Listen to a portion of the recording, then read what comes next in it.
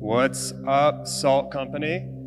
Thanks for having me back. It's been a little bit since I've been here on a Wednesday. Last time I think was like beginning of October, so nice to see plenty of new faces that I didn't get to meet last time. But my name is Cole. I work for Salt Company in Iowa City. Been doing that for the last few years.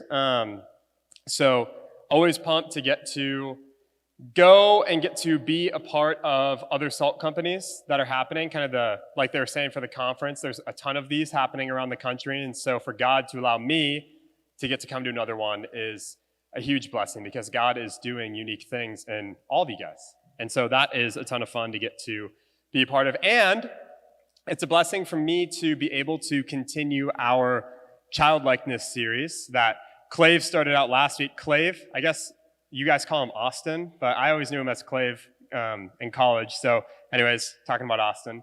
To get to continue on in this Childlikeness series, had childlike joy last week, and this week we have childlike faith.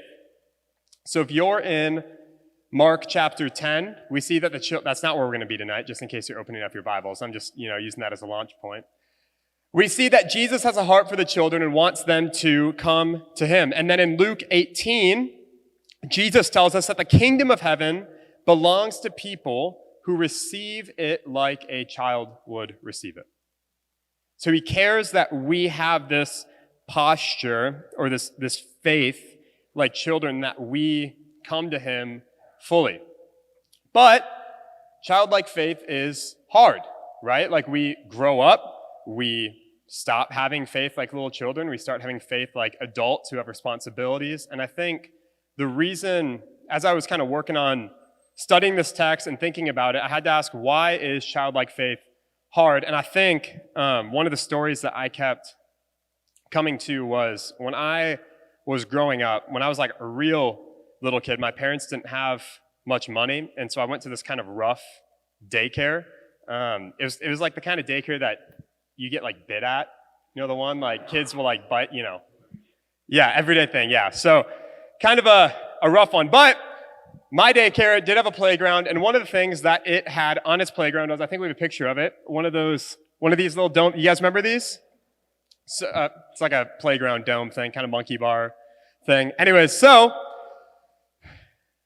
at the time I was at this daycare, I was going through a phase of my life where I was really into spies, like spy movies, like Spy Kids, Agent Cody Banks. You guys know the films. And one thing that always happens in spy movies is they'll if they're trying to break into some place and not get caught, they'll go through an open window on like a little rope thing to avoid all the lasers. I don't know. If you guys have seen the movies, you know what I'm talking about. So when I was like 5, at my daycare, climbed up to the top of one of those things, and it's like a totally metal half-dome thing. Brought a jump rope with me, and what I was gonna do was I tied it to the top of the thing, and I climbed up to the top, and I stood there, and then I just jumped. I literally just dropped down, because my plan was I'm gonna hang there like a spy would do in the movies, and it's gonna be super cool. All my friends are gonna see it. I'm not gonna get bit anymore. But here's what happened, was I jumped through it, and I didn't measure myself well enough, and I nailed my jaw on one of the little beams, and I busted my tooth through my lip, and I started bleeding everywhere. Okay, so I think the reason that childlike faith is hard is because childlike faith seems dumb. Because children do things like that, right? It's like, I had to grow up and learn to not do things that would cause me to bust my tooth through my lips. So when we were children, we did dumb things, and so we had to grow up and stop doing dumb things. But as I was thinking about that story, and as I was reading over, we're going to be in Luke 12 tonight, so if you guys do want to open there. As I was reading over this chunk of Luke 12 that we'll be going over, that story of me jumping through that monkey bar dome thing, that wasn't childlike faith, that was just childlike stupidity. That was me just going and doing something and just hoping that it would work out, right? Even though it was a totally reckless thing for me to do. Here's what I think the image of childlike faith in the Bible is more of. So Another thing that I would do when I was a little kid was if I were walking into a grocery store with one or both of my parents and I was holding their hand, I would sometimes jump and my parents would catch me and I would start to swing, right? And so it was kind of like this. My parents hated it, but I thought it was a ton of fun. And I knew that I would be okay because I knew that if I was holding onto the hands of one or both my parents, they would catch me. I think that is the picture of childlike faith that we see in the Bible, because childlike faith has to do with dependence and with the object of our faith, right? So what are we putting our faith into? So we grow up, and we don't actually stop being people of faith. The question is, what are we putting our faith in now? And so we're going to be in Luke chapter 12, verses 13 through 34 tonight. And Jesus is going to, I think, address a few different doors. If you guys have ever seen in like movies, they'll sometimes reference this, like game shows where there's 3 doors in front of you. And if you pick one of them, there might be like a car behind it or something, right? But each door has its own reason why you should choose it. So I think tonight, we're going to see 3 doors that are in front of us all the time that give us a sales pitch for why we should want to walk through or choose one of them. And we're going to see what's behind each one of those doors. And each one of these doors is going to represent an object of faith that is standing right in front of us. So what are we putting our faith in? Well, first, we're going to be reading in Luke chapter 12, verses 13 through 21. So if you guys want to turn there with me, if you're not there yet, Jesus has a crowd around him. And as Jesus does when there is crowds around them, he begins to tell them parables and stories. So here's what happens. Someone from the crowd said to him, "Teacher, tell my brother to divide the inheritance with me." "Friend," he said to them, "who appointed me a judge or arbitrator over you?" And he then told them, "Watch out and be on guard against all greed, because one's life is not in the abundance of his possessions." And then he told them a parable. A rich man's land was very productive. So he thought to himself, "What should I do since I don't have anywhere to store my crops? I'll do this," he said. "I'm going to tear down my barns, and I'm going to build bigger ones, and I'm going to store all of my grain and my goods there. And then I'll say to myself, you have many goods stored up for many years. Take it easy, eat, drink, and enjoy yourself." But God said to him, "You fool. This very night your life is demanded of you, and the things you have prepared, whose will they be?" And that's how it is with the one who stores up treasure for himself and is not rich toward God. So seeing the greediness and the worldliness of some of the people in the crowd, Jesus begins to tell this parable of this self-possessed rich old man. Right? You know he's self-possessed because he talks about what he is going to do 5 different times. He just keeps talking about himself and what he has accomplished. So here is door number 1 that's in front of us tonight. The object of faith. We can put faith in ourselves. That's door number 1. So, what does door number 1 promise, right? What is the sales pitch for door number 1? Well, first off, door number 1, faith in ourselves, it promises abundance. The rich man has this productive crop that he worked for, right? So he tears down his small, tiny barns that can't hold all of the stuff that he has earned, and he begins to build bigger ones. In verse 19, he says to himself, "You have many goods." So the first door that we encounter tonight tells us that if you have faith in yourself, and if you have faith in your ability to accomplish things, you will never lack.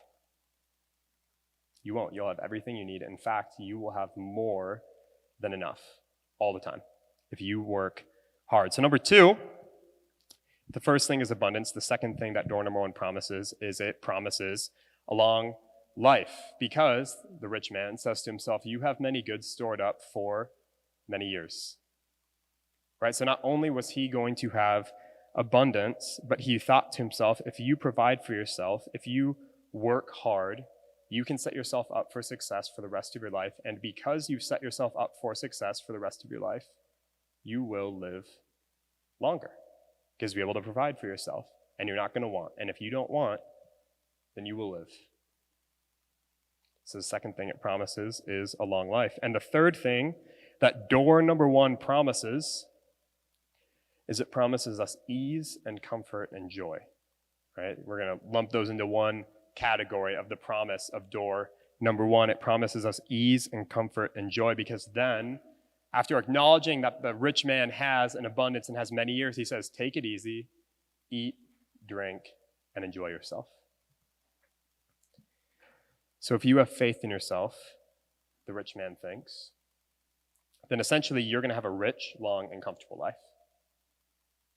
If that is the object of your faith, is you and what you can accomplish, you're going to have a rich and long and comfortable life. And it sounds amazing. That door sounds amazing, and it's the door that we are constantly seeing right in front of us all the time.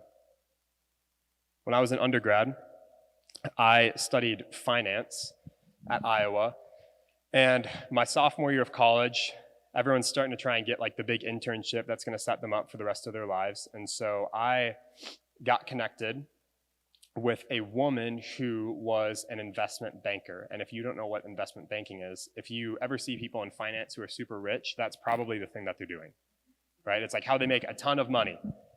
So obviously you're interested in making a ton of money. So I talked to this lady on the phone and I was like, okay, what was your week like? And she said, well, Monday through Saturday, I would work 16 hours a day. I would come home and I would sleep. I'll get up the next day and I'll go back to work. And on Sundays, I wouldn't work as much. I would go into work at 8, stay till noon, and then I have the rest of the day off.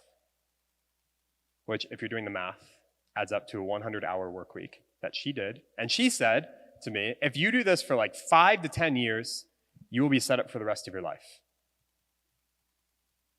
So if you sell your soul for 5 to 10 years, you'll be set up for the rest of your life.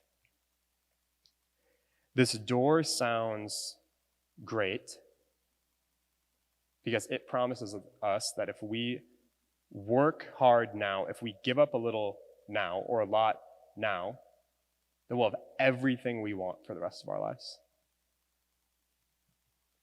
So if that's what door number 1 is promising, what is behind door number 1?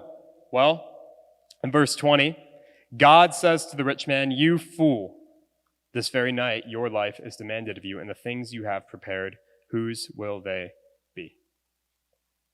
You see, the rich man had spent his entire life building his kingdom and putting faith in himself and in his ability to set himself up for the future. And then he just died. And he's considered a fool. He wasted his life, and what consumed his life was all in vain, because when he died, the things he had built, they died with him. They accomplished nothing for him. Door number 1 promises life, but in a moment it's all gone, and it can't deliver what it promises us, ever. And where we might think that having faith like a child is foolish, we see that it's actually the rich man in this story who put faith in himself who is the true fool. He was a fool, and Jesus is saying that if you put your faith in yourself, and if our whole worldview is around ourselves, then we are fools, because everything we do for this life will someday perish. And then what? Jesus is telling us this because he doesn't want us to choose door number 1. He doesn't want us to choose the door that says to put all of your faith in yourself. So don't buy the lie that life is found in making a name for yourself and living for yourself. And I feel like I need to add a disclaimer to this. Jesus definitely isn't anti-work here. You should work hard at things. What Jesus is anti us being rich towards ourselves but poor towards God. That's what he says in verse 21, was the mistake of the rich man. So Jesus doesn't want us to walk through that door. He cares that the object of our faith is set right, and he cares that we are rich toward God. And the thing that I was thinking about as I was reading this story is, well, how do I know if I've walked through door number 1? if I've chosen that door and I've gone in the direction that it leads me. And I think a couple things that we see in the text is, number one, are you living in community with other believers? Are you living your Christian life with other believers? And I know for you guys, you're just getting started here. Connection groups are just starting, but you guys should join them. Because the rich man was all alone. He didn't have anybody feeding into his life. He didn't have anyone pointing him to Christ. He didn't have anyone pointing him to God and where his true hope could be found. He was all alone. He talks about himself continually, and he's completely self-possessed. So are you living in community with other believers? And the second thing that I found myself thinking about is there's this pull when I feel like in the stage of life that we're all in, that I'm going to wait until it's convenient for me to follow Jesus, right? Once I have a family, or once I have a steady job, or once I have a steady living situation, right? Guys, you should make time to read your Bibles. And you should fight your sin with everything that you have. And you should pursue Jesus with everything you have. Because the rich man thought that he had a ton of time. And you know what? He just died. These are the types of questions that I feel like Jesus is wanting us to see as we're reading this story that he's telling us. And guys, don't walk through door number one. But there's another door too, right? If you guys look at verses 22 through 26, that's where we're going to be next. Jesus continues on. He says, "Then he said to his disciples, 'Therefore I tell you, don't worry about your life, what you will eat, or about the body, what you will wear. For life is more than food, and the body more than clothing. Consider the ravens. They don't sow or reap. They don't have a storeroom or a barn, yet God feeds them. And aren't you worth much more than the birds? And can any of you add 1 moment to his lifespan by worrying? If then you're not able to do even a little thing, why worry about the rest?'" Door number 2 is we can put faith in our possessions. That's the second door that we are being faced with in the story that Jesus is telling us and in the message that he wants to give us. And this one, this door is sneaky because we know that it's dumb, right? We know that possessions are just immaterial objects that don't actually ultimately give us the things that we are like most longing after. We know that we can't be satisfied by inanimate objects, but Jesus spends considerable time in these coming verses talking about possessions and telling us not to worry about them. Why? I think it's because they give us such a reasonable case to put our faith in them, right? Because if I don't have food, I'm going to die. And if I don't have clothes, then that's going to be bad news for all of us. So door number 2 promises us life, right? It promises us literal life. Like, you will live if you put your faith in your possessions to do for you what you need. It promises us that if we worry about our possessions, we will have everything we need. And Jesus presses into attention there in verse 25 when he says we cannot add a single moment to our lives by worrying about what we will eat or what we will wear. Not a moment. Possessions also are promising us something that Jesus says here they can't give. Jesus is telling us that the reason we get so anxious about material things, or maybe even an immaterial thing that we're trying to possess, right? Like marriage or that job or that relationship, right? Is because we think that if we don't have them, then we will die. And door number 2 promises us that if we put our faith in food or clothing or anything that we can have or that we can own, then we will surely live. That's the promise of door number 2. And man, that sounds really appealing, right? So maybe it is a sneaky one. So what's behind door number 2? What's behind the door that tells us to put our faith in possessions? Well, in 5 verses here that we read, Jesus continues to talk about worrying.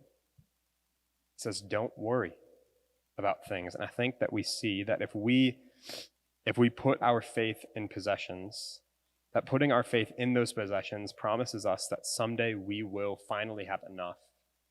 But ultimately, it always leads to us being anxious, right? Because you run through that dreaded situation in your mind, right? It's like, what if I graduate from college, or what if I lose my job and all of a sudden I don't have food, and all of a sudden I can't afford anything, and now I'm living out on the street and everything's on fire and I'm burning and whatever, right? Like, we so easily run there because we think that in these things we have life. And putting our faith in possessions makes us worst case scenario people, right? Makes us worst case scenario people that are constantly anxious about the future, always. And that's not the case or the cause for like all the anxiety that people might feel, for sure.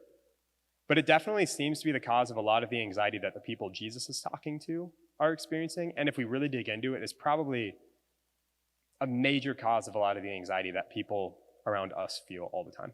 And maybe even a lot of us in this room, right? And what happens, and this was something I thought was really interesting, that maybe I didn't notice the first time I was reading it, but what happens when we worship possessions? Well, we become greedy. Because if you look back at the very beginning of what this whole thing started with in verses 13 through 15, how does it start? 2 brothers fighting over an inheritance. And then Jesus continues on and continues to tell us the stories that he tells us. And that's another thing that's behind door number 2, is we become greedy. And when we put our faith in possessions, like food or clothes or other, like I said, like the meta possessions, like the immaterial things like marriage or jobs or relationships, other people actually end up becoming the enemy to our joy. Because this probably isn't a surprise to you, but there are finite resources in this world, and when we have a lot of people who are clamoring for those resources, then every single other person around us becomes an enemy to us getting the thing that we want. Everybody else becomes an enemy to our joy. The reason why we feel so anxious when we put our faith, and why we experience so many negative side effects of putting our faith in possessions, is because we were not created to put our faith in lesser things. We weren't created to put our faith in lesser things. And this is why Jesus says in verse 23 that life is more than food and the body is more than clothing. Because he sees how tempted we are to put our faith in things that we weren't created to put our faith in. So door number 2, it promises life, but when we walk through it, we find that it's actually just another door promising us something that it cannot deliver us. And there we are with empty promises and a lot of anxiety and a lot of greed and a lot of bitterness towards people around us. And if door number 1 and door number 2 are what constitute childlike faith, then yeah, we were right in the beginning that childlike faith is dumb. That it is a waste of our time. And Jesus has been saying all these things until this point because he cares that we have faith like children. And if Jesus cares that we have faith like children, then childlike faith can't actually be doors number 1 and 2, can it? So we need a third door. So if you guys want to read verses 27 through 34 with me, Jesus continues as he's talking to the crowds. He says, "Consider how the wildflowers grow. They don't labor, they don't spin thread, yet I tell you, not even Solomon in all his splendor was adorned like one of these. And if that's how God clothes the grass, which is in the field today and is thrown into the furnace tomorrow, then how much more will he do for you, you of little faith? Don't strive for what you should eat and what you should drink, and don't be anxious, for the Gentile world eagerly seeks all of these things, and your Father knows that you need them. But seek his kingdom, and these things will be provided for you. Don't be afraid, little flock, because your Father delights to give you the kingdom. So sell your possessions and give to the poor. Make money bags for yourself that won't grow old, an inexhaustible treasure in heaven where no thief comes near and no moth destroys. For where your treasure is, there your heart will be also. So door number 3 in front of us tonight that Jesus puts in front of us is we can put faith in our Father. We can put faith in our Father. In the face of every door that fails us, Jesus offers us a third door to choose and to walk through it. And what does this door offer us? Well, first off, door number 3, it promises us a Father, right? It promises us a Father. And if you notice that in the story of the rich man and in the story of all of the anxieties that we face, every single person in that story, every single person in our story, when we're facing these things, we're all alone. It's just us and the false promises, all alone.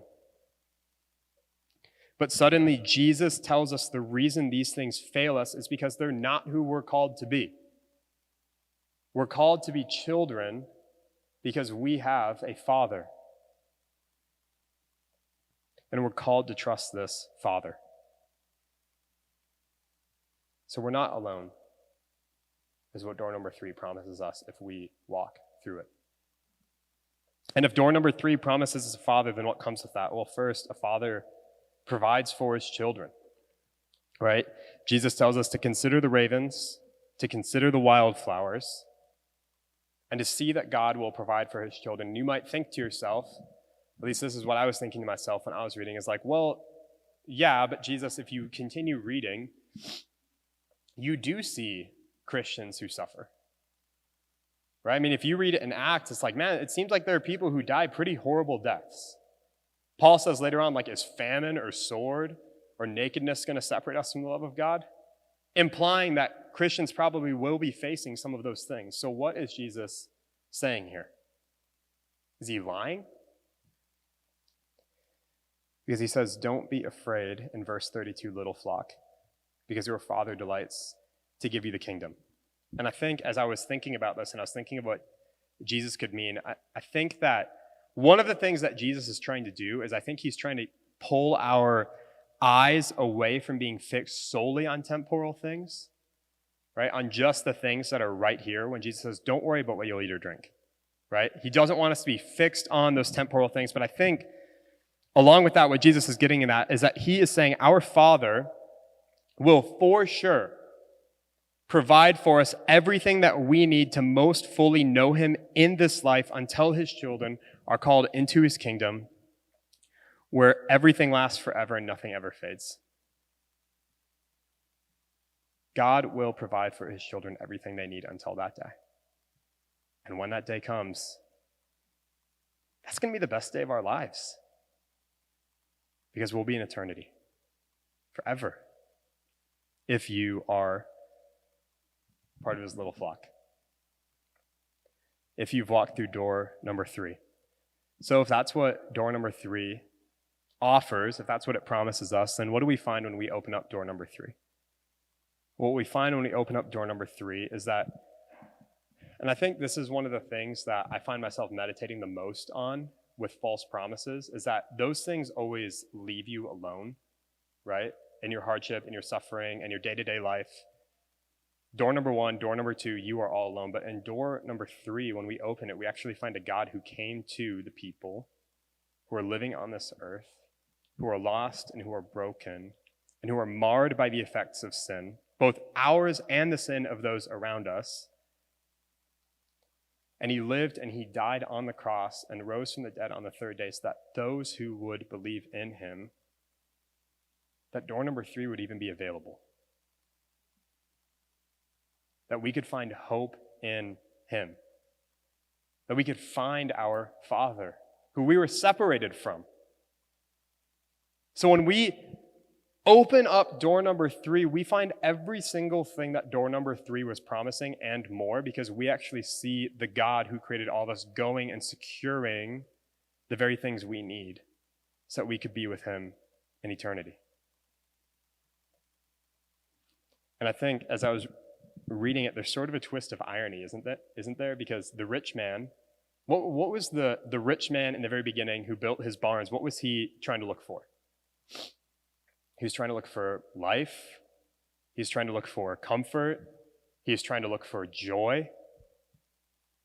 Every single thing that the rich man was trying to attain for himself is ultimately found by the Christian looking to their Father.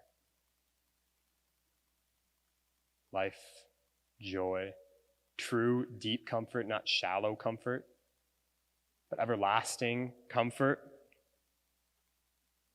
The Christian gets that.